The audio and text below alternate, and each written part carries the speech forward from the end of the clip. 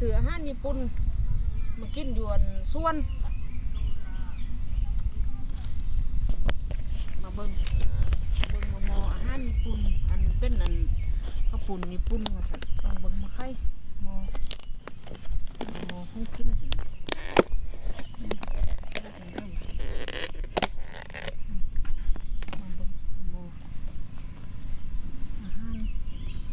ปุ่นญี่ปุ่นปุ่นซีฟู้ดกินคือปุ่นลาวค่ะบ่ทุกคนนี่น้ำของมันยังหอนๆอยู่ดิ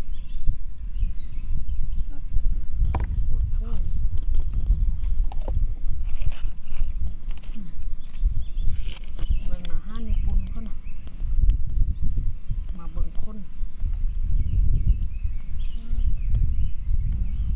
ซาซิลี่เป็นอันปลาหมึกเป็นเหมือนยังหวานเห็นกระปุ่นบานห้าว่ามันเขาเปียกในที่เนาะเนี่ยเป็นของญี่ปุ่นอาหารญี่ปุ่นเป็นตะแสบป่ะน้ำก็ได้เริ่มกินน้ำกันแสบทุกคนนี่มาเมืองมอนี่เป็นตะแสบอาหารญี่ปุ่นจัดกันเด้อมากินน้ำกันหมูปูทั้งไร่มากินเขาอยู่ส่วนมาหดหนามมาเพชรแสบเขาปุ่นน้ำเด้อมากินน้ำกันน่ะ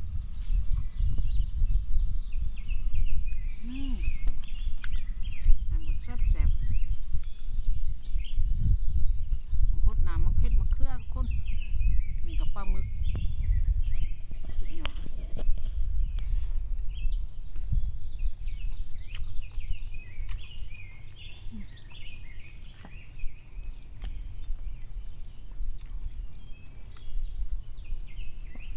เป็นนอใหม่ด้วยกระปูอัด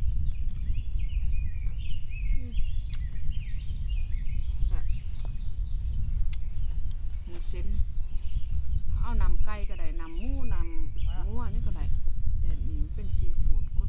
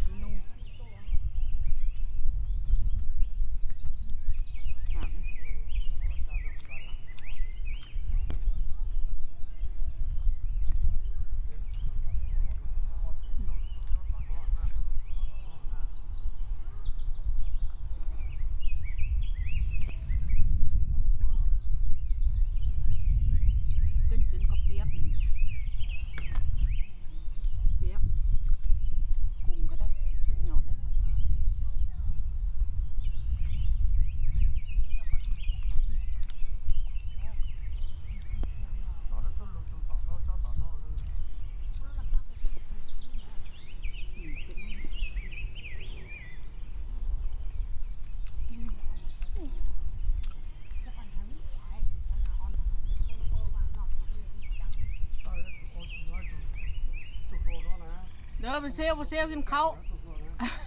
กินข้าวปุ่นโอ้มาเด้อกินเขาเหมือนกันโอ้เกินแล้วฮอตไทยฮอตหวานเนาะหอนไล่เด็กหอนบุกแล้วบิ้ลหรอวะอะบุกแล้วบิ้ลหรอวะอย่าบ่นหมด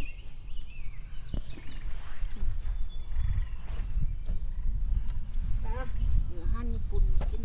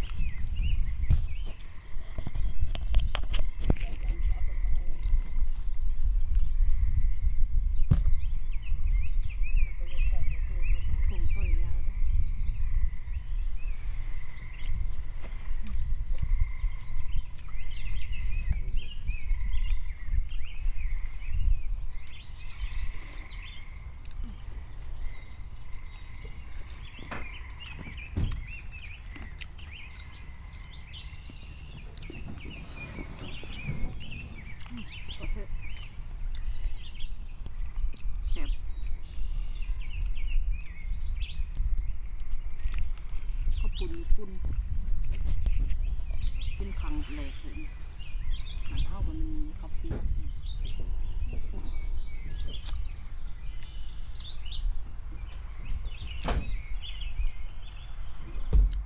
แซ่บๆกินให้ส่วนก็ได้กลับบ้านแล้วบอกไม่เซี่ยว เป็นบ้านนะ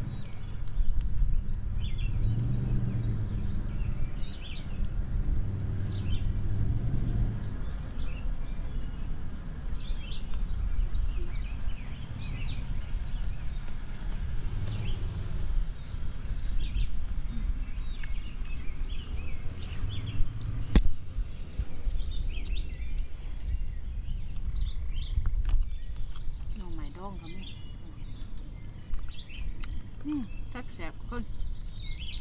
เดิมกินกันเสียบไล่ปลาขึ้นบ่ออก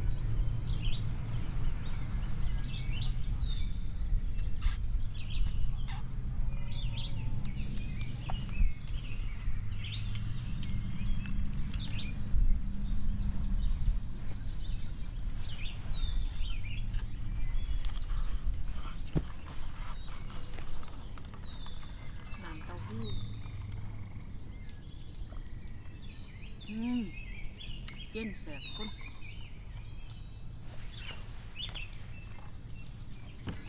มาให้มาชวนกินแบบนี้ก็แสบเลยนี่ก็ไม่เห็นนะห้อนทะเลเปียกสิเข้าห้องอื่นเขาเปียกก็อื่นก็ปุ่น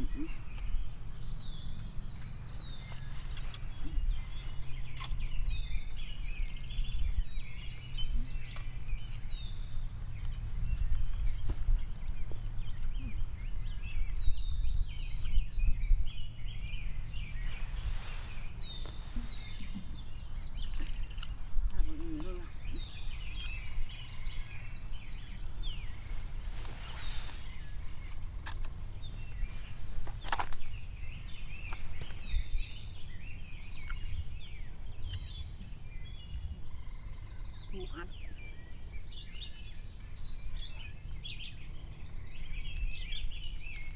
แสบคนแพงเลยเด้อโอ้ยนี่นะ15 ดอล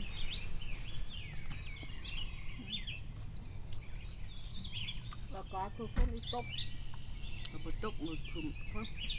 บดตกสามเพชรมาเคลื่อใส่ส่วนเลยเด้อมันแห้งแรงคัก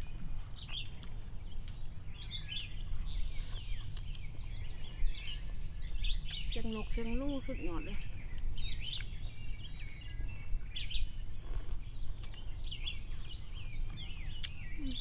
กินไปทำสารบะใหม่บะยะ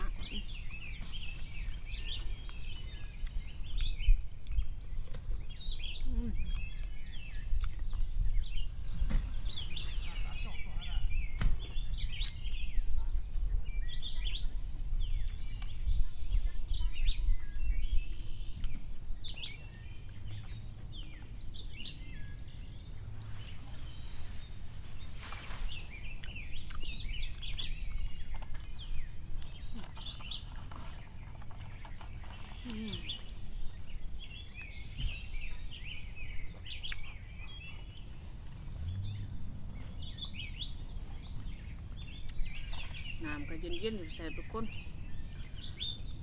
มาหดน้ำมาเพชรส่วนมันมากินอาหารญี่ปุ่นส่วนสื่อออเดอร์มากิน